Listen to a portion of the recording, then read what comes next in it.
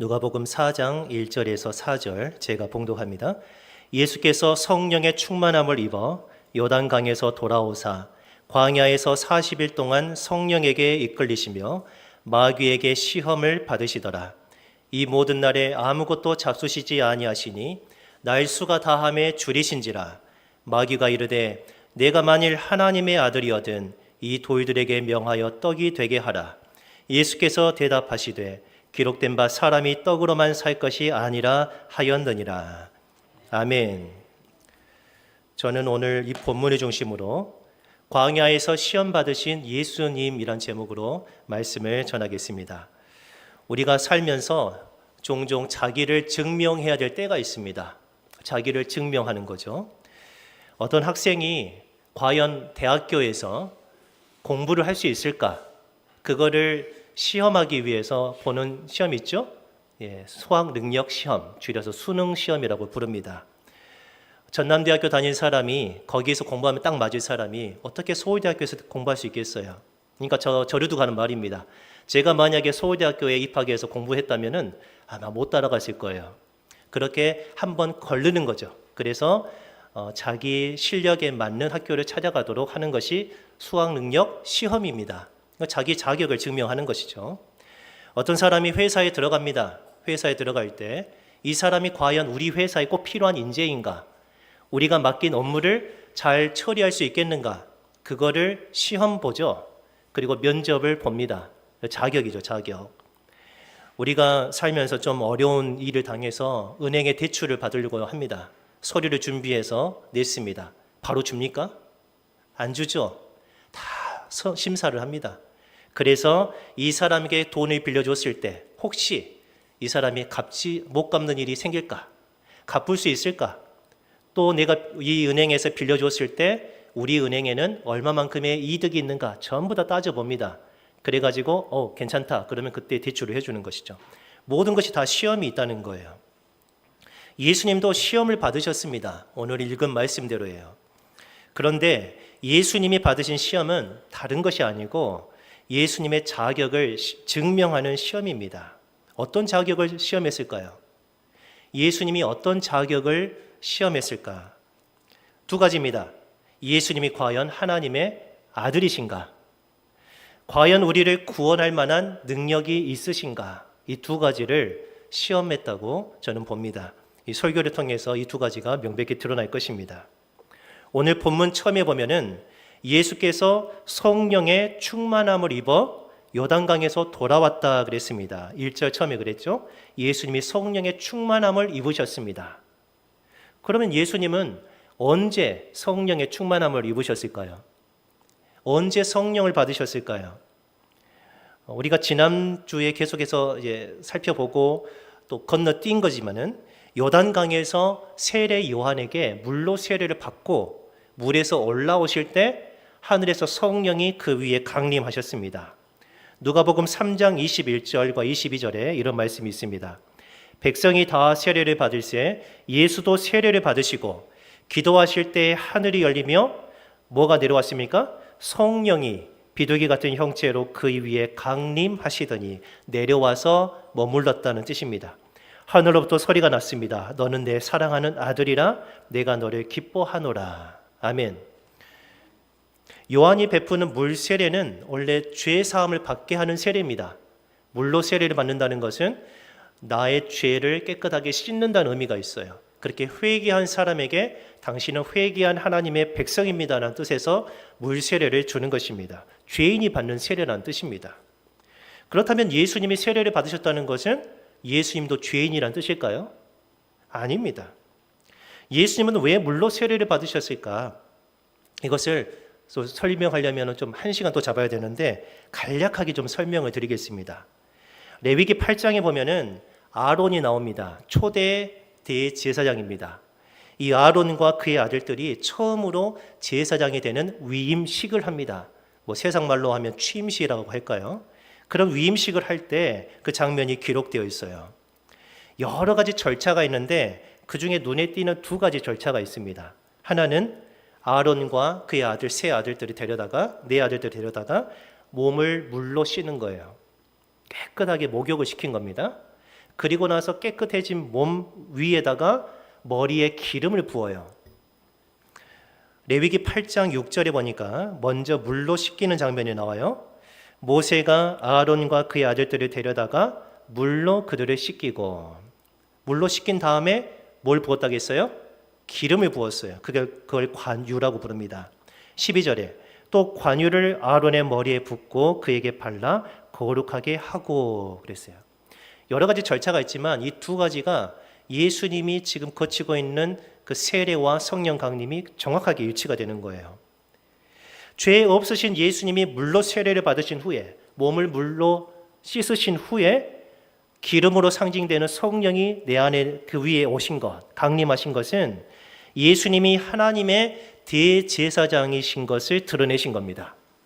다시 말하면 대제사장은 기름 부음을 받은 사람이고 그분이 곧 그리스도라는 뜻입니다. 예수님이 그리스도가 되신 것입니다. 그리스도로 세움받았다는 뜻이에요. 그래서 일반 우리가 받는 세례와 정 의미가 달라요. 우리는 죄인으로서 정결하게 되는 그런 세례고, 예수님이 받는 세례는 그리스도가 되는 세례인 것입니다. 그러면은 예수님이 온 세상을 구원할 대제사장이고 그리스도시라면은 바로 그리스도의 일을 시작하면 되잖아요. 제가 목사 안수식을 받았습니다. 약 12년 전에 받았습니다. 목사 안수식을 받자마자 저는 뭐가 되는 겁니까? 목사가 되는 것이죠. 그러면은 목사가 되었기 때문에 무슨 일을 합니까? 목사의 일을 하게 되어 있습니다. 그렇죠? 예수님이 그리스도가 되셨다면은 그 즉시 그리스도의 일을 하시면 되는 겁니다. 그렇죠? 그런데 예수님이 곧바로 그리스도의 사역을 하신 게 아니고 광야의 시험을 거치셨다는 거예요. 광야의 시험. 더군다나 40일 동안 성령에게 이끌리셨다라고 성경은 말하고 있습니다. 예수님은 왜 그러셨을까요? 왜, 잘 들어보세요, 광야에서 40일 동안 성령에게 이끌리셨을까요? 제가 지금 몇 가지를 짚었어요? 3가지. 광야에서 40일 동안 성령에게 이끌렸다라는 거예요. 이 3가지 단어, 광야, 40일, 성령에게 이끌림, 여기에서 여러분 혹시 생각나는 장면이 있으십니까? 제가 여러분께 3가지 질문을 한번 드려보겠습니다. 혹시 교회를 오랫동안 다니신 분들은 아마 생각이 날 수도 있습니다. 이집트에서 해방된 이스라엘 백성이 가나안 땅에 들어가기 전에 거기서 머물렀는데 어디에서 머물렀습니까? 광야에서 머물렀어요. 대답하셔서 감사합니다. 그 다음에 2번째 질문이에요. 광야에서 몇 년간 머무르셨죠? 40년 머무르셨어요. 광야에서 40년간 머무는데 자기 멋대로 움직였습니까? 아니에요. 그들을 인도하는 어떤 게 있었어요. 뭘로요? 모세가 인도한 게 아닙니다. 모세는 그저 허수아비처럼 한 거예요. 실제로 모세도 자기 마음대로 가는 게 아니라 모세도 바라봐야 할 한 것이 하나가 있어요. 뭘까요? 구름 기둥, 그리고 밤에는 불기둥. 구름 기둥과 불기둥이 어딜 가든지 이스라엘 백성은 광야에서 40년 동안 따라다닌 거예요. 인도를 받은 거죠. 구름 기둥과 불기둥은 하나님이 거기에 계신다는 상징입니다. 하나님이 임재해 계신다는 표현이에요. 출애굽기 13장 20절부터 이런 말씀이 있습니다. 그들이 숲곳을 떠나 광야 끝 에담의 장막을 치니 여호와께서 그들 앞에서 가시며 낮에는 무엇으로요? 구름 기둥으로 그들의 길을 인도하시고 밤에는 불기둥을 그들에게 비추사 낮이나 밤이나 진행하게 하시니 낮에는 구름 기둥, 밤에는 불기둥이 백성 앞에서 떠나지 않았다 그랬습니다. 그러면 이스라엘 백성은 구름 기둥, 불기둥으로 상징되는 하나님의 인도를 받는 것입니다. 이해가 되십니까? 정리를 한번 해볼까요? 설교 정리는 아닙니다. 중간 정리예요. 이스라엘 백성이 광야에서 40년 동안 구름 기둥, 불기둥에게 이끌렸다는 거예요. 예수님은 광야에서 40일 동안 성령에게 이끌리셨습니다. 지금 예수님과 이스라엘 백성을 대비하고 있어요. 그렇죠? 비슷하면서도 다른 거예요. 여기서 아주 중요한 질문이 있습니다. 아주 중요한 질문이에요. 예수님이 요한에게 물로 세례받은 후 성령이 강림하여 성령의 충만함을 받았습니다. 아까도 드린 질문입니다. 그러면 그 즉시 그리스도로서 하나님의 나라를 막 세워나가고 선포하고 권능을 행하시는 것이 당연한 거죠. 자연스럽습니다. 다시 말하면은 여러분 성경 가지고 계신지 모르겠지만 누가복음 3장 22절에 성령이 임했습니다. 그리고 4장 14절에 예수께서 성령의 능력으로 갈릴리로 돌아가셔서 거기서 능력을 행하시고 하나님의 말씀을 전하기 시작하셨어요. 그러니까 3장 22절에서 4장 14절로 곧바로 뛰어넘어가도 아무런 그 문제가 없어요. 너무 자연스러운 겁니다. 그런데 그 사이에 뭐가 있다고요? 물론 예수님의 족보도 있지만 그 의미도 있지만 지금 다 설명할 수가 없습니다. 궁금하시면 개인적으로 물어보시면 제가 말씀드릴게요. 족보가 있고 예수님이 광야에서 40일 동안 성령에 이끌리고 마귀에게 시험받은 그 사건이 기록됐다는 거예요. 왜 그럴까요? 여기 이게 설교의 초점입니다. 예수님이 이 세상에 오신 목적이 무엇입니까? 우리 지난번 성탄절 때 제가 삭개오 설교를 하면서 예수님은 왜 이 세상에 오셨다고요? 잃어버린 자를 찾아 구원하시기 위해서 오셨습니다. 다시 말하면은 죄인을 구원하시기 위해 이 세상에 오셨다는 거예요.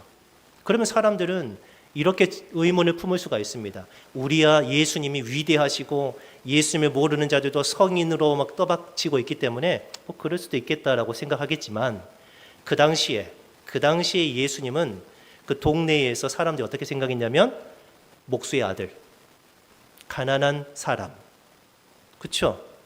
목수의 아들, 뭐 개똥인의 아들, 뭐 그런 겁니다. 여러분 7점 마을에서 어렸을 때부터 같이 자랐던 사람이 갑자기 내가 나타나서 나는 구원자 하나님의 아들이라고 말하면 여러분 믿겠습니까? 안 믿죠? 안 믿는단 말이에요. 사람들이 이런 의문을 가져요. 나사렛 예수? 그 목수의 아들이 우리를 구원한다고? 그런 생각이에요.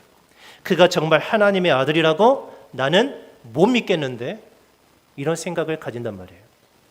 그래서 하나님은 광야의 40일의 그 생활을 통해서 예수님이 참 하나님의 아들이시고 참 그리스도라는 사실, 우리를 구원하는 분이라는 것을 증명을 해주시는 거예요. 보라는 거예요. 구원자를 보라는 거예요. 그리고 그분에게 다 가라는 것입니다. 그러니까 예수님이 당하신 시험은 일반 우리가 당하는 시험이 아닙니다. 우리가 연약해서 넘어지고 그런 시험이 아니고 예수님이 당하는 시험은 하나님의 아들로서의 시험입니다. 하나님의 아들로서의 시험. 이게 굉장히 중요한 거예요. 그래서 이어지는 말씀에 마귀가 3번 와서 예수님께 시험을 걸거든요. 유혹하거든요. 그때 2번에 거쳐서 뭐라고 한 줄 아십니까? 누가복음 4장 3절 우리 같이 한번 읽어볼까요? 마귀가 이르되 네가 만일 하나님의 아들이거든 이 돌들에게 명하여 떡이 되게 하라. 그냥 와서 야, 너 능력 있지? 한번 떡 만들어봐. 이게 아닙니다. 거기에 뭐라고 붙였어요? 네가 만일 하나님의 아들이거든 이거 한번 해봐. 하나님의 아들을 걸고 넘어진 거예요. 또 4장 9절에 또 이끌고 예루살렘으로 가서 성전 꼭대기에 세웠습니다. 그리고 마귀가 하는 말이 네가 만일 하나님의 아들이거든 여기서 뛰어내려라. 정말 중요한 거죠. 혹시 알고 계셨습니까? 예수님은 하나님의 아들로서 시험을 받은 겁니다. 그러면서 그 시험을 통과한 이후에 하나님의 아들로서 증명이 된 것이죠. 다시 한번 과거에 출애굽한 이스라엘 백성으로 돌아가서 생각을 해봅시다. 이스라엘 백성이 40년 동안 광야에서 지내는데 광야는 어떤 곳입니까? 광야. 성경적으로 보면은 하나님이 이스라엘 백성을 시험하시는 곳입니다. 시험하시는 거예요. 그리고 그 시험을 통과한 자들이 어디로 들어갈 수 있습니까? 가나안 땅에 들어가는 거예요. 시험. 하나님께서 과연 이들이 가나안 땅에 들어갈 자격이 있는가? 그 시험을 광야에서 하시는 거예요. 그 시험에 통과한 사람은 여호수아, 갈렙 2사람밖에 없었어요. 나머지는 그 시험에 통과 못했어요. 그래서 광야에서 다 돌면서 죽임을 당했습니다. 히브리서 3장 8절에 이렇게 말씀합니다. 광야에서 시험하던 날에 하나님이 이스라엘 백성을 광야에서 시험하던 날에 그 이스라엘 백성이 거역하던 것 같이 너희 마음을 완고하게 하지 말아라 라고 권면하고 있습니다. 그러니까 이스라엘 역사를 보면은 하나님이 이스라엘 백성을 시험하시는 게 정상인데 오히려 이스라엘 백성이 하나님을 시험했어요. 하나님을 시험했다고요. 하나님이 진짜 계신가? 우리와 함께 하시나? 그런 것들을 시험했다는 거예요. 민수기 14장에 하나님께서 너무 이제 실망해가지고 이런 말씀을 하시는 거예요. 내 영광과 애국과 광야에서 행한 내 이적을 보고서도 이같이 10번이나 어떻게 했다고요? 나를 시험하고 내 목소리를 청종하지 아니한 그 사람들, 내 말을 따르지 않고 늘 원망하고 불순종한 그 사람들은 내가 그들의 조상들에게 맹세한 땅을 결단코 보지 못할 것이요 또 나를 멸시하는 사람은 한 사람도 그것을 보지 못하리라. 자, 이걸 잘 생각하셔야 돼요. 그러니까 하나님은 애굽에서 이스라엘 백성을 끌어내서 바로 가나안 땅에 들어가신 게 아니라 광야를 거치면서 하나님의 백성인지 아닌지를 다시 한번 시험하시는 거예요. 그리고 그 시험을 통과한 자들이 끝까지 믿음으로 충성한 그 사람들이 가나안 땅에 들어가게 되었다는 것입니다. 광야의 40년 세월은 이스라엘 백성이 끝없이 탐욕을 품고 하나님께 불순종하는 죄를 짓던 그 역사가 바로 40년이었습니다. 그런데 예수님은 다르죠. 예수님은 광야에서 40일 동안 성령에게 이끌리시면서 마귀에게 시험을 받으셨는데 그 모든 시험을 어떻게 하셨습니까? 걸려 넘어지셨습니까? 이기셨습니다. 아멘. 이기셨어요. 통과하신 거예요.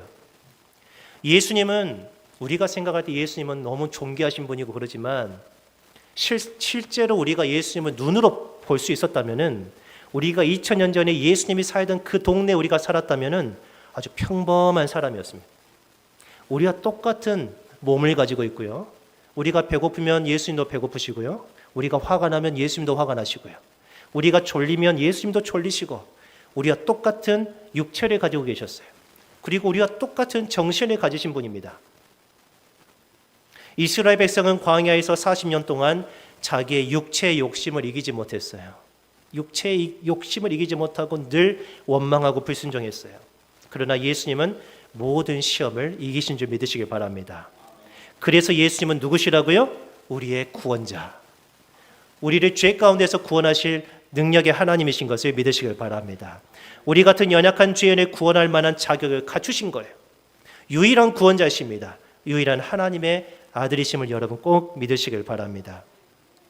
히브리서 4장 15절에서 16절에 예수님이 우리의 대제사장 그리스도이신 것을 다시 한번 설명하고 있습니다. 우리에게 있는 대제사장은 여러분에게도 있는 대제사장이십니다. 우리의 연약함을 동정하지 못하시리가 아니요. 예수님 저 힘들어요 라고 할 때 야 뭐가 그렇게 힘드냐. 예수님은 이런 거 안 겪어보셨잖아요. 아니요. 예수님은 우리가 겪지 못한 더 큰 고통도 당하셨어요.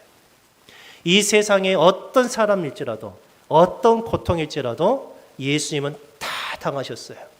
여러분 괴롭다고 예수님 앞에서 원망하지 마십시오. 예수님은 여러분 우리와는 전혀 비교할 수 없는 고통을 우리를 위해서 당하셨습니다.